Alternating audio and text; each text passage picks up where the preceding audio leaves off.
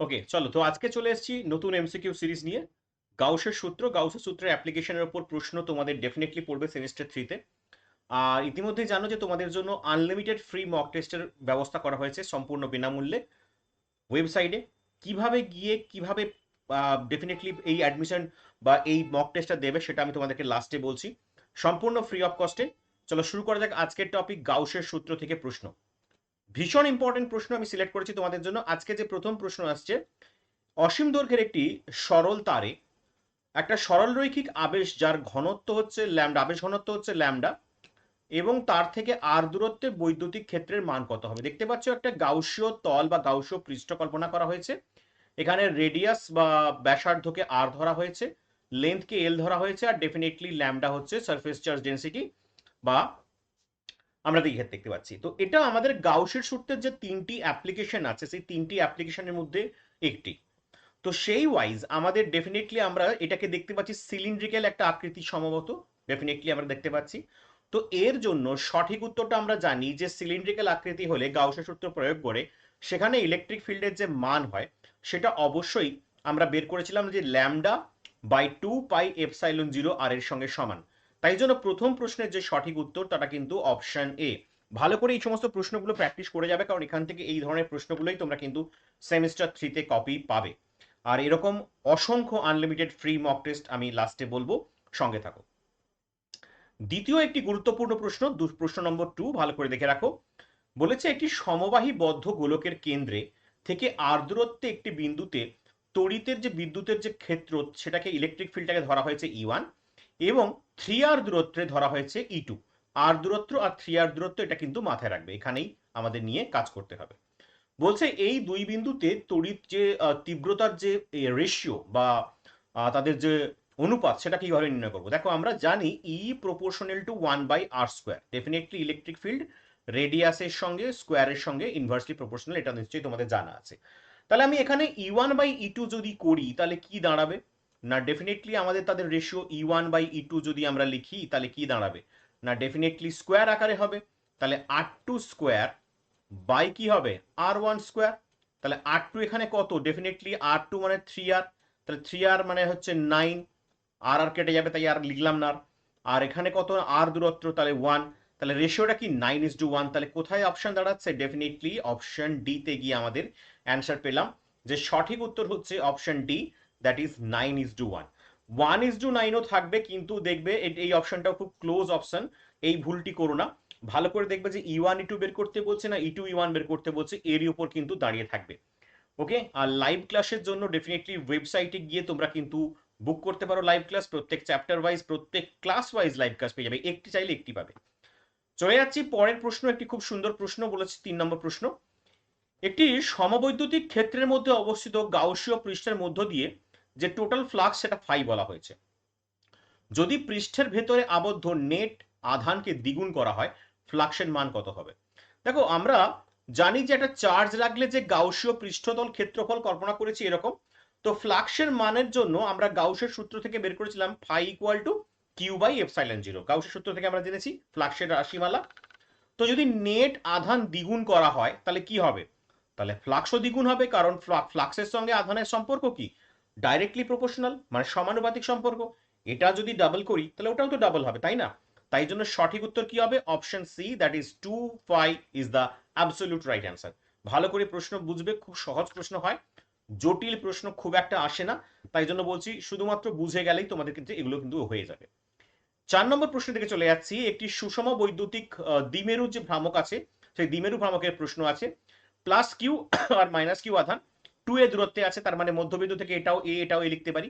আর দূরত্বে একটি পি বিন্দু কল্পনা করা হয়েছে, সেই বিন্দুর ওপর তড়িৎ ক্ষেত্র প্রাবল্যের মান জানতে চাইনি, জানতে চেয়েছে আর যেটা এর থেকে বহু বড়, আর গ্রেটার দেন এ, সেখানে মান কি কি হবে। তার মানে এটা নর্মাল যে প্রমাণ তোমাদের আছে সেই প্রমাণের সঙ্গে একটি স্পেশাল কেস আছে, প্রমাণটি করার পর দেখবে তোমাদের স্পেশাল কেস আছে যেখানে লেখা আছে আর গ্রেটার দেন এ হলে কি হয়, সেই সরাসরি প্রশ্নটাকে তুলে দেওয়া হয়েছে।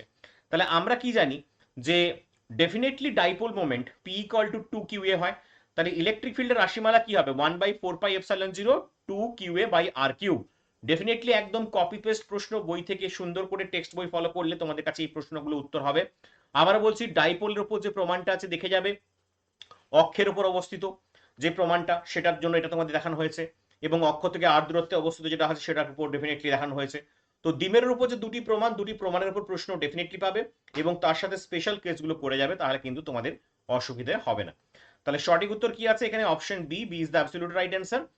এবং এই প্রশ্নগুলো কিন্তু খুবই সহজে সলিউশন করা যায় যদি থিওরি ভালো করে পড়া থাকে।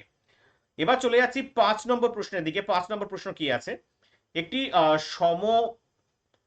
সুষম গোলকের ব্যাসার্ধ বলেছে আর, এর মধ্যে একটি গহ্বর করা আছে, দেখতে পাচ্ছ আর ব্যাসার্ধের গোলক নিয়েছে, তাতে আবার একটি গহ্বর করা হয়েছে, এবং যে কেন্দ্র থেকে ডি দূরত্বে, যেখানে ডি লেস দেন আর, সেখানে তার মধ্যে যে আয়তন, যে ডেনসিটিটা বলেছে, এটা স্পেলিং মিস্টেক আছে, তো আয়তন যে ডেনসিটি যে রো আছে সেটা কি না, সারফেস চার্জ ডেনসিটি যেটা, সেই সারফেস চার্জ ডেনসিটির মান বলা আছে, এবং তড়িৎ ক্ষেত্রের মান নির্ণয় করতে বলেছে। দেখো আমরা জানি গোলকের ভেতরে তড়িৎ ক্ষেত্রের মান E equal to rho by 3 epsilon 0, তাই না?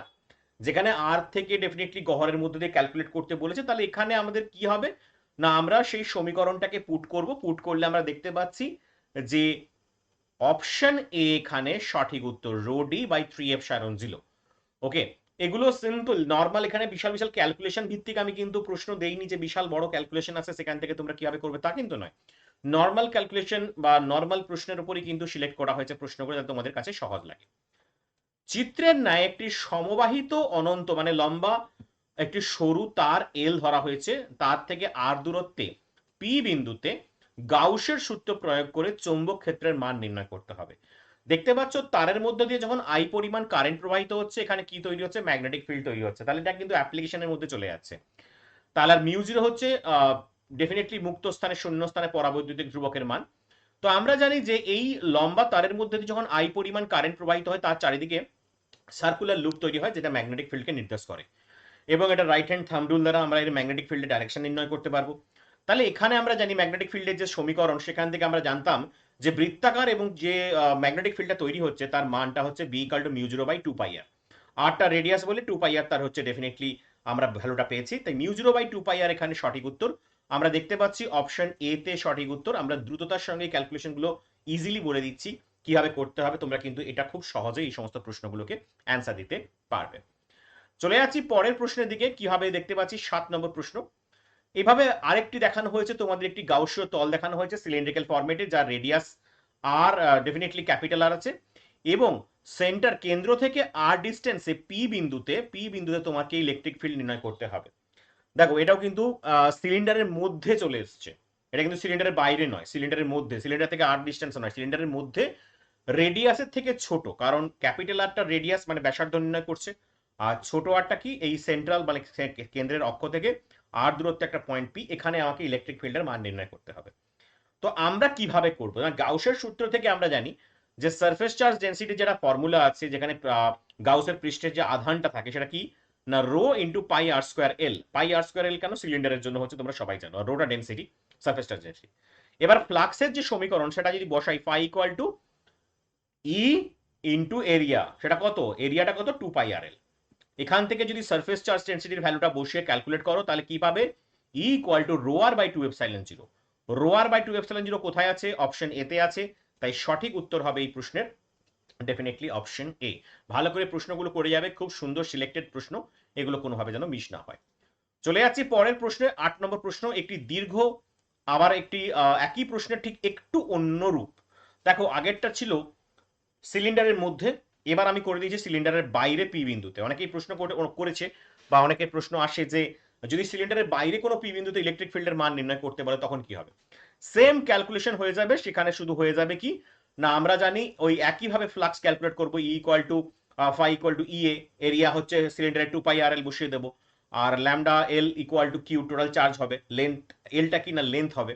তাহলে সেখান থেকে ক্যালকুলেশন করলে যেটা আসবে, E equal to lambda by 2 epsilon 0 R, আর এটা তোমাদের গাউসের যে অ্যাপ্লিকেশন, গসের থিওরেম বা গাউসের থিওরেম যাই বলো না কেন, তার যে অ্যাপ্লিকেশন 3টে আছে তার মধ্যে একটি অ্যাপ্লিকেশন তো বটেই, সেটা এখান থেকেই সরাসরি প্রশ্ন তোলা হয়েছে, তাই সঠিক উত্তর কি আছে এখানে? অপশন এ সঠিক উত্তর। চলে যাব 9 নম্বর প্রশ্ন। খুব ভালো একটি প্রশ্ন। একটি ঘনক ধরা হয়েছে, প্রত্যেকটা ধার সেখানে এ ধরা হয়েছে, এবং সেখানে প্রত্যেক শীর্ষবিন্দুতে কিউ পরিমাণ চার্জকে বসিয়ে দেওয়া হয়েছে। ওকে, কিউ আর এস যথাক্রমে ও কে সংলগ্ন তিনটি মুখের কেন্দ্রবিন্দু দেখতে পাচ্ছ, এস আর কিউ দেখতে পাচ্ছ, এবং তাহলে ঘনকটির মধ্যে আবদ্ধ ফ্লাক্স কেবল কিউ আর এস মুখ দ্বারা প্রভাবিত হবে কতটা। আমরা জানি যে চার্জের পরিমাণ তো কিউ বাই এপসাইলন হয়, জিরো সবাই জানি, বাট সেটা কত অংশ হবে না। ঘনকের শীর্ষে কেন্দ্র থেকে যে মোট flux Q by epsilon zero, definitely ঘনকের 8টি শীর্ষ, তাই এটা 1/8 অংশে ওই ঘনকে প্রভাবিত হবে। তাহলে সঠিক উত্তর কোথা থেকে পেলাম না, ডেফিনেটলি অপশন এ তে দেখতে পাচ্ছ। সিম্পল ক্যালকুলেশন, এখানে জটিলতার কিছু নেই। ঘনক থেকে প্রবলেম কিন্তু প্রায়শই তোমাদের পরীক্ষায় দিচ্ছে, তাই ঘনক রিলেটেড প্রবলেম আসলে ভয় পাবে না, একটা কিন্তু সুন্দর করে কিন্তু করে আসবে। আশা করি এখান থেকে প্রবলেম এলে তোমাদের কোনো সমস্যা থাকবে না। চলে যাচ্ছি পরের প্রশ্ন, এবং 10 নম্বর প্রশ্ন বলেছে একটি সুষম বৈদ্যুতিক দ্বিমেরু আছে। দ্বিমেরুর মধ্যে plus Q R minus Q আধান, যেটা 2a ডিস্টেন্সে আছে, তার মানে প্লাস কিউ থেকে জিরোটা হচ্ছে, ওটা হচ্ছে এ ডিস্টেন্স, আর এটা হচ্ছে এ ডিস্টেন্সে আছে, ওকে। এবং ওটা কেন্দ্রবিন্দু। প্রত্যেকটা বাহুর দৈর্ঘ্য ধরেছে এ, ঘনকটির বাহুগুলি অক্ষের সঙ্গে সমান্তরালে আছে। তাহলে ঘনকের মধ্য দিয়ে নেট ফ্লাক্সের মান কত জানতে চেয়েছে। আর ডেফিনেটলি কে সমান যে আমাদের জানা আছে, কে সমান 1/4πε0, সবাই জানি আমরা। এবার গাউসের সূত্র অনুসারে যে আমরা কি জানি, phi equal to Q by epsilon zero, যেখানে কিউটা কি না টোটাল আবদ্ধ আধান।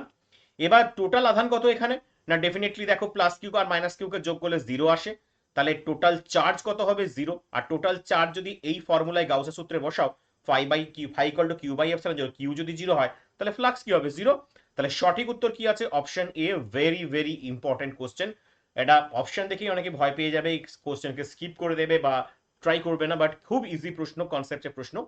টোটাল চার্জ যদি জিরো হয় তাহলে ফ্লাক্স জিরো হবে, কারণ ফ্লাক্সের ফর্মুলাতেই আমরা জানি phi equal to Q by epsilon zero, যেটা আমাদের ফ্লাক্স থেকে আমাদের জানা আছে। তো এইটা ছিল আমাদের 10টা প্রশ্ন। এবার প্রশ্ন হলো